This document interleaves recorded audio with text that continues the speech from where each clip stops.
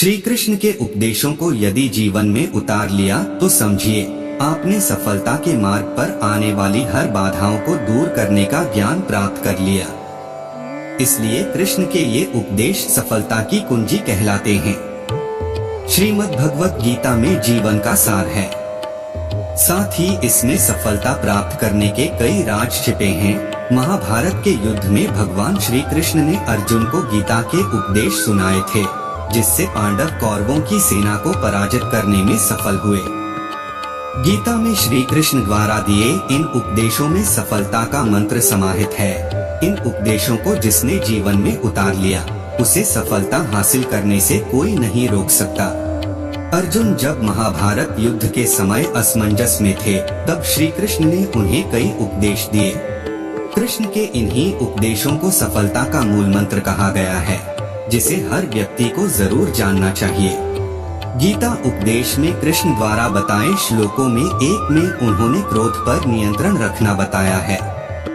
इसका कारण यह है कि जब कोई व्यक्ति क्रोध में होता है तो वह भ्रमित हो सकता है, क्योंकि क्रोध से भ्रम पैदा होता है। इस स्थिति में सही और गलत का भेद खत्म हो जाता है और केवल क्रोध ही शेष रहता है। साथ ही क्रोध से बुद्धि भी व्यग्र हो जाती है और व्यक्ति के पतन की शुरुआत हो जाती है। वर्तमान समय में भी सफलता प्राप्त करने के लिए श्री कृष्ण के इस उपदेश को जीवन में उतारने की जरूरत है। आज लोग क्रोध में आकर नौकरी और रिश्तों से लेकर अपनी जिंदगी तक दांव पर लगा देते हैं। इसलिए जब भी क्रोध आए तो क्षण भर रुकर क्रोध से उत्पन्न होने वाले परिणामों के बारे जरूर विचार करना चाहिए। गीता में श्री कृष्ण अर्जुन से कहते हैं कि मोह को छोड़कर सत्य को जानने का प्रयास करें। मोह किसी काम का नहीं है। शरीर नश्वर है और एक दिन नष्ट हो जाएगा। इसलिए शरीर का मोह त्याग कर समाज और धर्म के लिए जो बेहतर हो उसे करने में कोताही न बरतें। आज के समय में भी व्यक्ति को ईश्वर और धर्म को जानने का प्रयास करना चाहिए। इससे वह कभी गलत दिशा में नहीं जाएगा और साथ सफल होने की संभावनाएं भी बढ़ेंगी। गीता में कृष्ण अर्जुन से कहते हैं, जीवन में व्यक्ति को अपने गुरु के बाद अनुभवों से सीखना चाहिए। आज के समय भी इस बात को जीवन में उतारने की जरूरत है। आज लोग बड़े बुजुर्गों और माता पिता की राय को अक्सर जरूरी नहीं समझते हैं। आप जिस उम्र और पड़ाव पर हैं, आपके बुजुर्ग उन स्थितियों का सालों पहले सामना कर चुके हैं। इसलिए उनके अनुभवों से सीख लेकर आगे बढ़े। इससे आप लक्ष्य के मार्ग में आने वाली बाधाओं से अवगत रहेंगे और उनका समाधान कर लक्ष्य तक सुगमता से पहुंच सकेंगे। श्रीमद् भागवत गीता में भगवान कृष्ण के उपदेशों का वर्णन है कि गीता के ये उपदेश श्री कृष्ण ने महाभारत युद्ध के दौरान अर्जुन को दिए थे। गीता में दिए उपदेश आज भी उतने ही प्रासंगिक हैं और मनुष्य को जीवन जीने की सही राह दिखाते हैं। गीता की बातों को जीवन में अपनाने से व्यक्ति को खूब तरक्की मिलती है। गीता एकमात्र ऐसा ग्रंथ है जो मानव को जीने का ढंग सिखाता है। गीता में श्री कृष्ण कहते हैं कि झूठ, धोखा और बहाने आपको कुछ पल की खुशी देंगे, लेकिन इसकी कीमत आपको भविष्य में चुकानी पड़ेगी। इसलिए हर किसी को जीवन में इन 3 चीजों से बचना चाहिए। श्रीमद् भागवत गीता में लिखा है कि सुख के समय मनुष्य को कभी भी अहंकार नहीं करना चाहिए और दुख के समय कभी भी भगवान का साथ नहीं छोड़ना चाहिए। भक्ति और भाव में बहने वाले आंसू इस बात का प्रतीक हैं कि भगवान ने आपको छुआ है।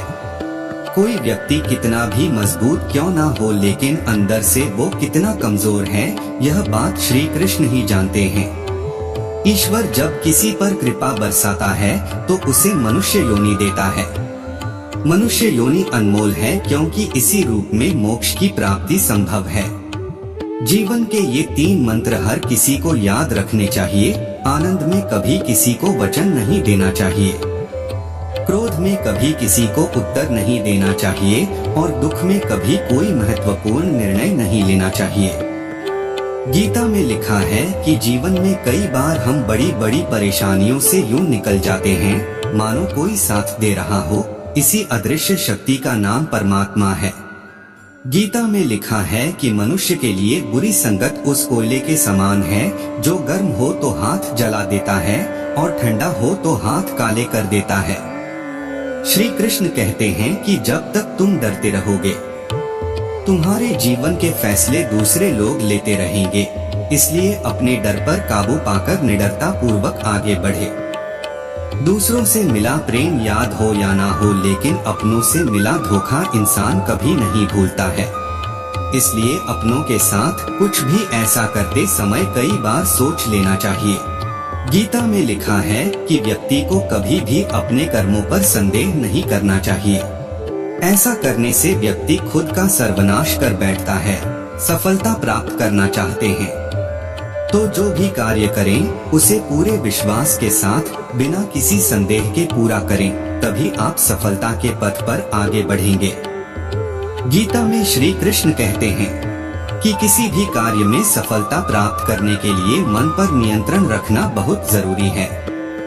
काम करते वक्त अपने मन को हमेशा शांत और स्थिर रखना चाहिए। क्रोध बुद्धि का नाश करता है और इसकी वजह से बने बनाए काम भी बिगड़ जाते हैं। इसलिए मन को शांत रखने का प्रयास करें। श्री कृष्ण के अनुसार जो कुछ भी तुमसे छीना जा सकता है समझना तुम्हारा वो है ही नहीं। कर्म करना आपका कर्तव्य है, परिणामों की परवाह मत करें। आप आपके कर्म अपने कर्तव्य को नियंत्रण कर सकते हैं, पर परिणामों पर आपका कोई भी नियंत्रण नहीं है। काम का फल आपका मकसद नहीं होना चाहिए और आपको कभी भी निष्क्रिय नहीं होना चाहिए। हमारे अधिकांश फैसले तब प्रभावित होते हैं जब हम उनके परिणामों के बारे में ज्यादा सोचने लगते हैं। यदि सिर्फ आप पुरस्कार के बारे में सोचते रहेंगे तो कर्म कैसे कर पाएंगे। इसलिए केवल कर्म करें। जो व्यक्ति परिणामों की चिंता नहीं करता वो कभी भी हार नहीं सकता। परिवर्तन संसार का नियम है, उसके लिए तैयार रहें। परिवर्तन ही जिंदगी का सार है, चाहे वह जिंदगी हो या कुछ और हो। परिवर्तन के लिए हमेशा तैयार रहना चाहिए।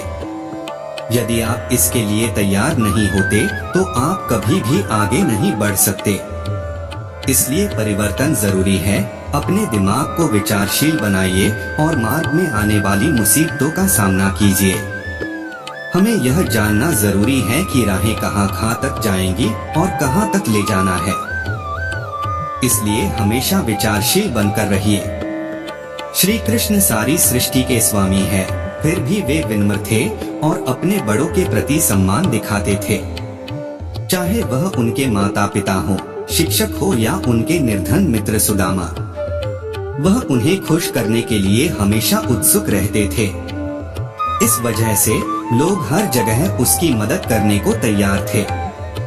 यदि आप सफल होना चाहते हैं तो आपको हमेशा विनम्र रहना होगा। सभी के प्रति सम्मान दिखाना होगा, क्योंकि विनम्रता सारे सद्गुणों की नींव है। जहां नम्रता से काम निकल जाए वहां उग्रता नहीं दिखानी चाहिए। पूर्ण मनुष्य वही है जो पूर्ण होने पर और बड़ा होने पर भी नम्र रहता हो और सेवा में निमग्न रहता हो। भगवान श्री कृष्ण कहते हैं कि यदि आप लक्ष्य को प्राप्त करने में विफल रहते हैं तो अपनी रणनीति बदलें, लक्ष्य नहीं। इस जीवन में न कुछ खोता है न व्यर्थ होता है। जो इस लोक में अपने काम की सफलता की कामना रखते हैं वे देवताओं की प्रार्थना करें। श्री कृष्ण कहते हैं कि खुशी मन की एक अवस्था है जो बाहरी दुनिया से नहीं मिल सकती है। जो इंसान इच्छाओं में कमी करता है वह खुश रहने की एक ही कुंजी है। क्रोध से भ्रम पैदा होता है, भ्रम से बुद्धि व्यग्र होती है। जब बुद्धि व्यग्र होती है तब तर्क नष्ट हो जाता है। जब तर्क नष्ट होता है तब व्यक्ति का पतन हो जाता है। वह जो सभी इच्छाएं त्याग देता है और मैं और मेरा की लालसा और भावना से मुक्त हो जाता है, उसे शांति प्राप्त होती है। मनुष्य अपने विश्वास से निर्मित होता है। जैसा वो विश्वास करता है वैसा वो बन जाता है। व्यक्ति जो चाहे बन सकता है यदि वह विश्वास के साथ इच्छित वस्तु पर लगातार चिंतन करे। हर व्यक्ति का विश्वास उसकी प्रकृति के अनुसार होता है। जो मन को नियंत्रित नहीं करते उनके लिए वह शत्रु के समान कार्य करता है। मन की गतिविधियों होश, श्वास और भावनाओं के माध्यम से भगवान की शक्ति सदा तुम्हारे साथ है।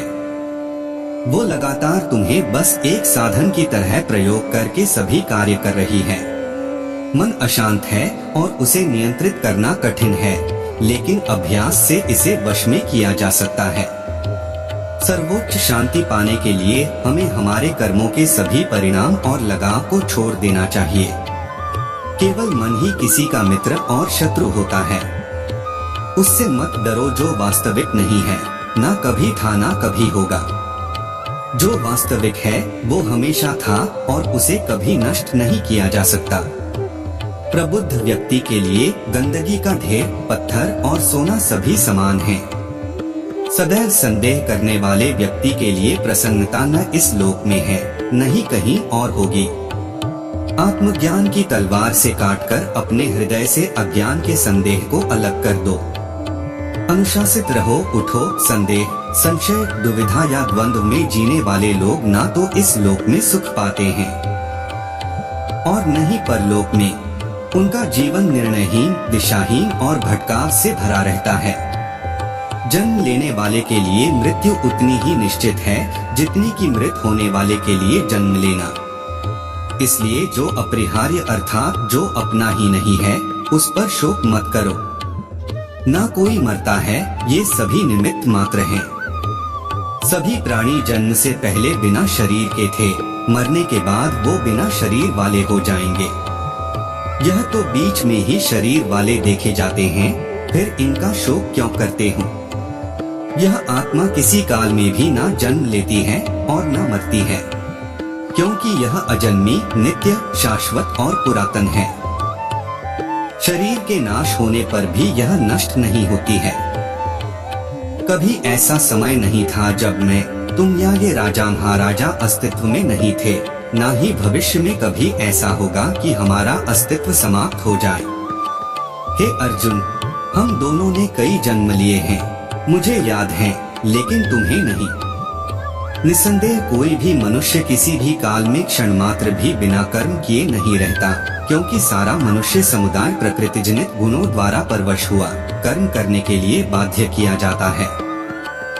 अपने अनिवार्य कार्य करो, क्योंकि वास्तव में कार्य करना निष्क्रियता से बेहतर है। किसी और का काम पूर्णता से करने से कहीं अच्छा है कि अपना काम करें, भले ही उसे अपूर्णता से करना पड़े। बुद्धिमान व्यक्ति कामुक सुख में आनंद नहीं लेता।